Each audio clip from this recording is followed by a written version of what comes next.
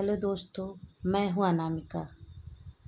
दोस्तों, मैंने कभी ये नहीं सोचा था कि मैं इस टॉपिक पे या किसी भी टॉपिक पे मैंने कभी भी नहीं सोचा था कि मैं यूट्यूब पे वीडियो डालूँगी।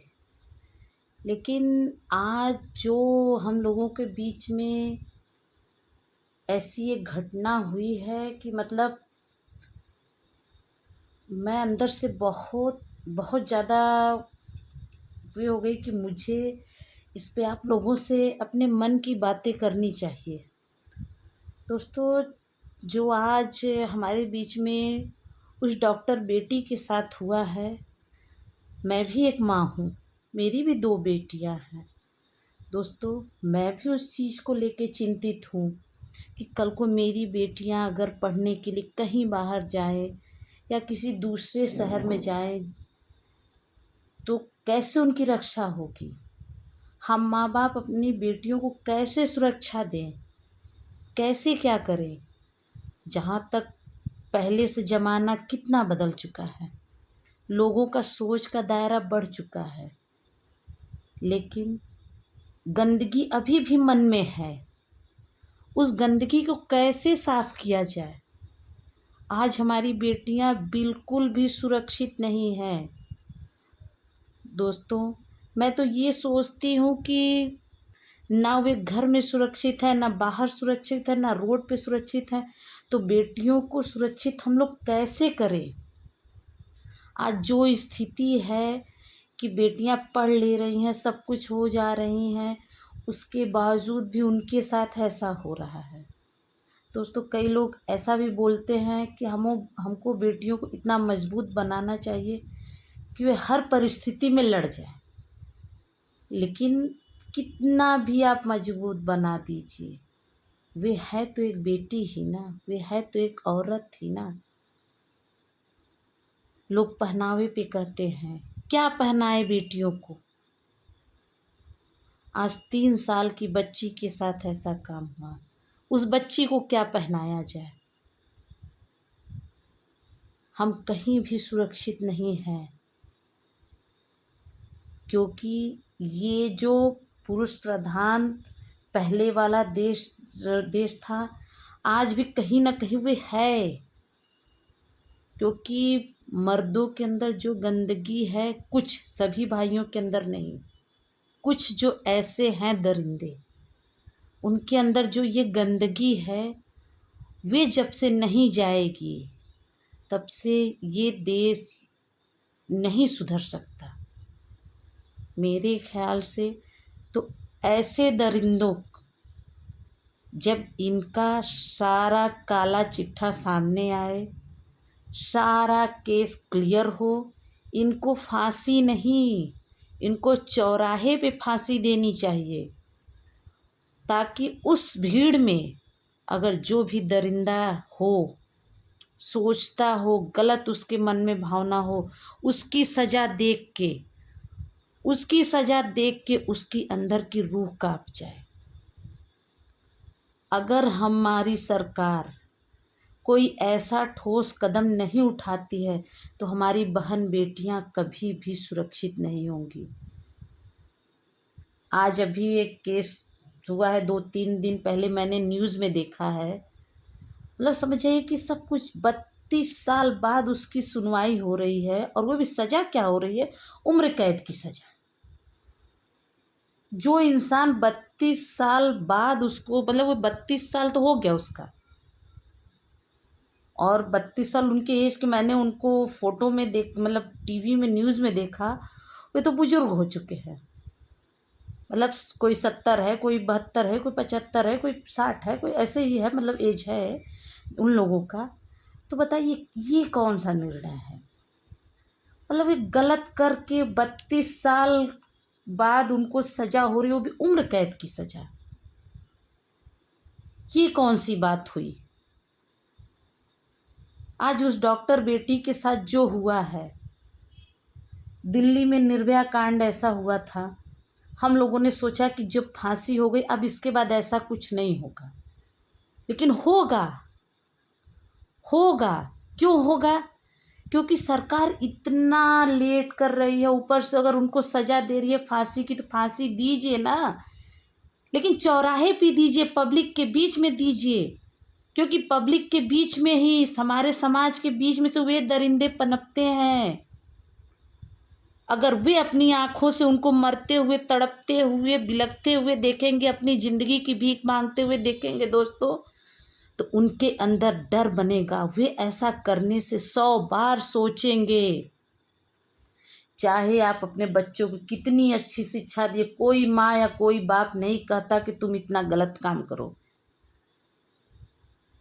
लेकिन ये हमारे बच्चे जो हैं सोचते क्या होगा, केस चलेगा, ये होगा, वे होगा, अरे हाई कोर्ट में अपील कर लें, सुप्रीम कोर्ट में अपील कर लें, ये सब क्या है। आज उन बेटियों को निर्भया कांड में कितना दिन बाद उनको सजा हुआ, लेकिन उनको अगर रोड पे मारा गया होता तो लोग देख के करते। आज सरकार को सख्त होना पड़ेगा। मैं ये नहीं कर रही हूँ कि आप बिना जांच के, बिना कोई सबूत के किसी को भी सज़ा दीजिए। आप जांच करिए, सबूत इकट्ठा करिए, सब कुछ करिए, लेकिन सज़ा ऐसा दीजिए कि उसकी रूह कांप जाए। उस माँ के दिल से पूछिए जिसकी बेटी अगर इस हालत में, मतलब मैंने देखा उसकी आँख में कांच चुभा, मतलब जिस बच्चे को हम लोग इतना इतना ज़्यादा लाड प्यार से, मतलब मुझे आपको बताते हुए भी रोना आ रहा है कि उस बच्ची को कितना मतलब दर्द उस दरिंदे ने दिया। उसके बाद भी अगर हम लोग ये सोचते हैं कि मतलब कि ठीक है केस चल रहा है ना, जो हो रहा है ना होगा, लेकिन ऐसा सजा हो कि लोग देखें, जो अगर कुछ परसेंट लोग ऐसे हैं उनकी रूह कांप जाए कि नहीं ऐसा नहीं करना है। दोस्तों मैं ही नहीं, मैं जानते ऐसे कई माँ बाप हैं जो आज सहमे बैठे हुए हैं। बेटियों को कौन शिक्षा नहीं देता, लेकिन कितना मजबूत करें हम लोग बेटियों को, कितना मजबूत करें कि वे 8-10 दरिंदों से लड़ जाएं। लड़ पाएंगी हमारी बेटियां?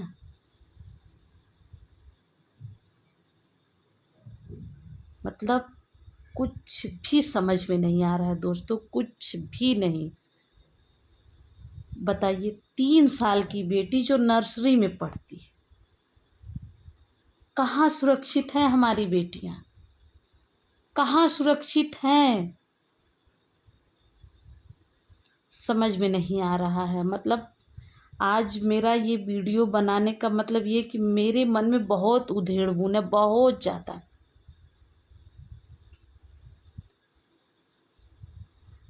मैं अपने मन की बात आप लोगों से साझा की हूँ।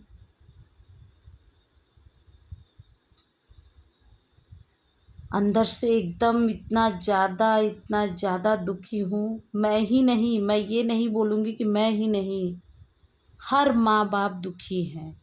जिनकी बेटियां हैं हर माँ दुखी हैं, हर बाप दुखी है। हम माँ बाप आज सोचने पे मजबूर हो गए कि हम क्या करें। आज बेटियां क्या नहीं कर रही हैं, सब कुछ कर रही हैं, लेकिन सुरक्षित नहीं है। मतलब ये सारी घटनाएं देख के मतलब कुछ भी समझ में नहीं आता कि हम अपने बच्चों को किस फील्ड में भेजें, कहाँ भेजें।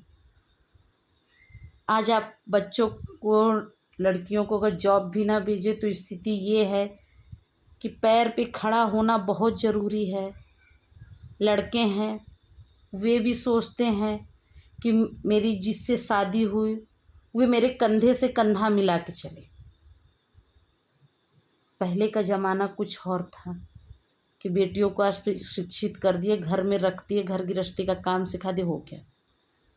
क्योंकि अब हर लड़का, हर जीवन साथी चाहता है कि मेरी बीवी पढ़ी लिखी हो, जॉब हो अच्छी, व्यूअर्स, लेकिन समझ में नहीं आ रहा है हम माँ बाप करें तो करें क्या। दोस्तों, आपके सामने बस मैं ये वीडियो इसलिए लाई क्योंकि हम औरतें ही औरतों का दर्द समझते हैं, और शायद हम उस माँ का दर्द बहुत अच्छी तरह से समझ सक रहे हैं, जिस माँ ने अपनी काबिल बेटी और इतनी दर्दनाक मौत, मतलब सोचते हुए भी रोना आ जा रहा है कि वे इंसान है कि हैवान है।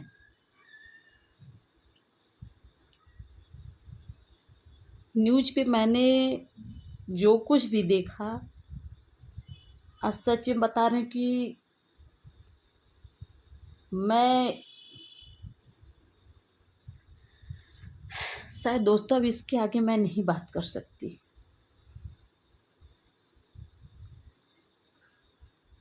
मैं इसके आगे बोल नहीं पा रही हूँ क्योंकि मुझे वे चीज़ें सब कुछ सुन के लगता है कि उस लड़की की आँख में चुभना कांच, उसके पैर का डैमेज होना, मतलब जो जो चीज़ें मैंने उसमें, मतलब मैं आपसे बता नहीं पा रही हूँ कि सच में एकदम दिल छल्ली हो गया है। मतलब ऐसा लग रहा है कि हम अपनी बेटियों को कहाँ छिपा दें, क्या करें।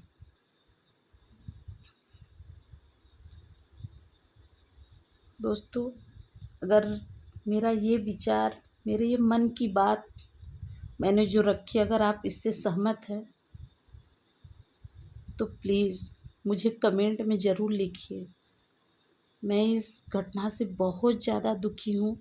और दोस्तों, ये मेरा पहला वीडियो है। मैं सच में कह रही हूँ कि आज 3-4 दिन से एकदम इतना ज़्यादा मतलब भरी पड़ी थी कि मैं सोच रही थी कि किससे अपने मन का बात साझा करूँ। साझा करने के लिए लोग हैं, ऐसी बात नहीं है, फैमिली है, लेकिन उनसे करो ना जिससे तुम्हारे मन की बात जाने से कुछ लोग समझें, कुछ लोग उस सतर्क हों। क्या करें, क्या पहनाएं हम अपनी बेटियों को, कहाँ भेजें, क्या करें बोलिए। तो दोस्तों, अगर मेरा ये विचार और मेरी ये मन की बात आपको कैसी लगी, प्लीज़ कमेंट में लिखिएगा। राधे राधे दोस्तों, मिलते हैं अगले वीडियो में। राधे राधे।